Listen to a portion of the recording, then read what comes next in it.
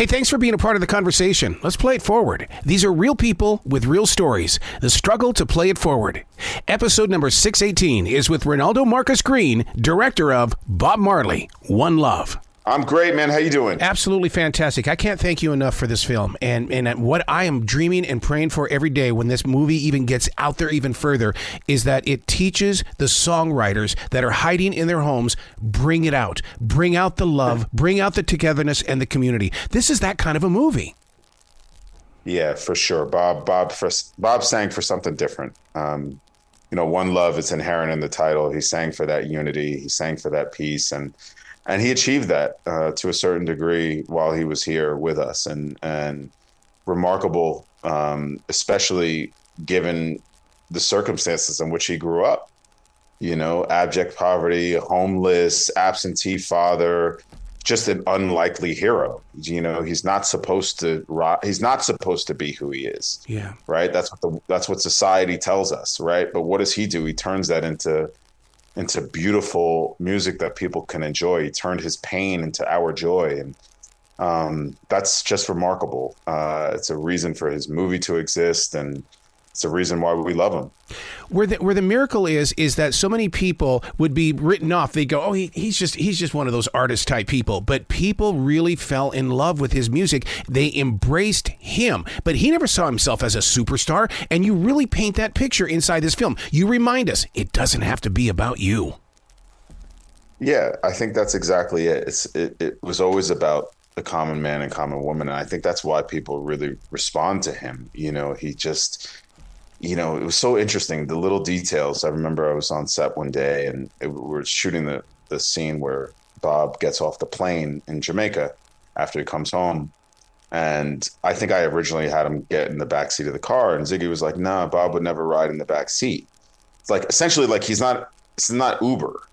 Like, he would sit next to the driver if there was a seat in the front, because that was his common brethren. It wasn't just a driver, those little details that told you so much about who the man was. It was those kind of things that captured who Bob was and how he went about his business. And I don't know, I fell in love with him in the making of the movie, even more so than I did when I set out to make it.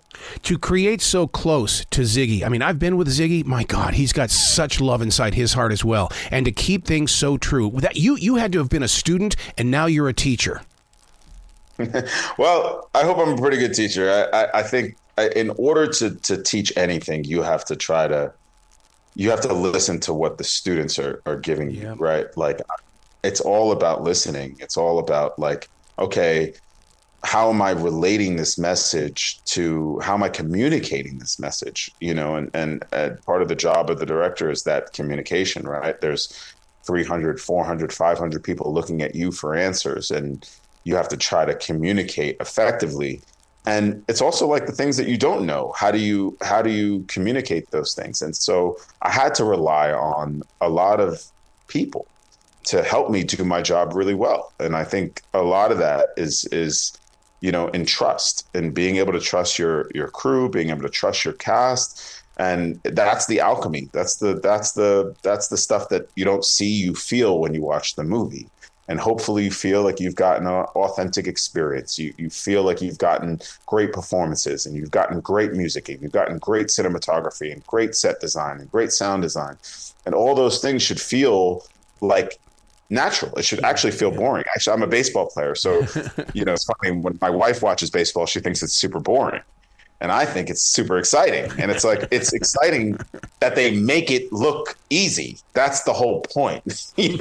Like, that's what we're trying to do. It shouldn't look like it was really hard. It should look like we made it look easy. And that's the art of making movies. That's the fun part of it. And, it was fun to take on the challenge of Bob, and his message, his legacy, and to do it with the family was incredible. I love the scene where they're playing the music on an acoustic guitar and the children are watching. I'm trying to figure out how to preserve that and share that even more and more and more. That, in the song, in the community, there's just such a powerful statement in that scene.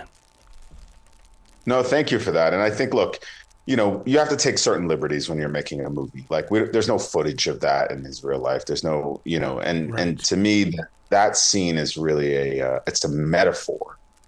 It's a metaphor for Bob and the legacy we want this film to have, that we want his message to have, is that he was singing for the next generation. And so to have his children around the fire, it has deep cultural resonance, right? Like, what did we do as cavemen and women? We sat around the fire. That's how we tell stories. And who are we telling it for, so that we can pass that message on? And so there's a poetry to that. I'm sure that, did it happen that way? I'm not sure, but it did happen. Doesn't mean that it's not real, even if we had to take certain liberties to create it. And it was a metaphor for how Bob lived his life, for how his music resonates today, and who this film is for. I would love to see how many preachers are going to watch this film and take stories from it and put it inside their pulpit, because there are some lines here that just totally blow me away. Oh, I can bring peace. I can't even find peace in myself. My God, you could do a 50 or an hour long sermon just on that thought. Yeah, man. Bob's the simplicity of his language, but just how profound it was. And I think he had a lot of pain, man. He harbored so much pain to give us joy. And that's the mark of a great man. That's the mark of an icon. It's so special to have helped to bring this story to life. And I've learned so much about him. There's still so much more to learn, but I hope that the film gives people a reason to want to discover more about him, his family, and his music. Did you do any personal journaling while you were in Bob's hometown? Because, I mean, the spirit has got to be very much still alive. I think in another world, I might have been a photojournalist. Ooh. So it's funny, I've got, I don't know, close to 500,000 pictures on my iPhone. I just document my life. And so, yeah, I documented everywhere I went through photographs, because that's the way I learn. That's the way I write in a lot of ways, is through space. And that's the way I direct, right? If I'm sitting if I go into a space and I sit down, That's my point of view of this scene. So a lot of it's like going back to, where did I sit when I went in there? Why did I choose this seat? Okay. And then, so it's just my perspective. It's how I see the world. And so, yeah, I think, journaling, I don't do it with pen and paper in the traditional way. I do it with my camera. Wouldn't you say you're pretty much living up to the definition of your name, a universal connection, a purpose? I'd like to believe I'm in pursuit of that. Yeah. I'd like to believe I'm in pursuit of that. As a baseball player growing up, an athlete, you play 162 games a season, and then you hope to get to the playoffs, and then you hope to get to the sort of, World Series. Like that's the hope. If you play well enough and you have enough energy and your team can make it. And I think the journey is what it's all about. You're going to win, you're going to lose, but at the end, did you do enough? Did you do enough to get to the big dance? Did you do enough? There's plenty of flaws in the movie. There's plenty of flaws in the process, but did we do enough? And at the end of the day, if audiences are singing and dancing when they leave the theater, that's amazing. We did enough. And I think part of it is just the journey, being relentless about the journey, because the result is what it is. It's how people interpret it. They go to the movies, they liked it, they didn't like it, and then they move on. Yep. But the journey is what's important. And I don't know. I think that's what we're all on. That's all what we're in pursuit of. So I hope in my namesake that I'm just enjoying the journey and putting everything I can into that. I love where your heart is. You've got to come back to this show anytime in the future. The door is always going to be open for you.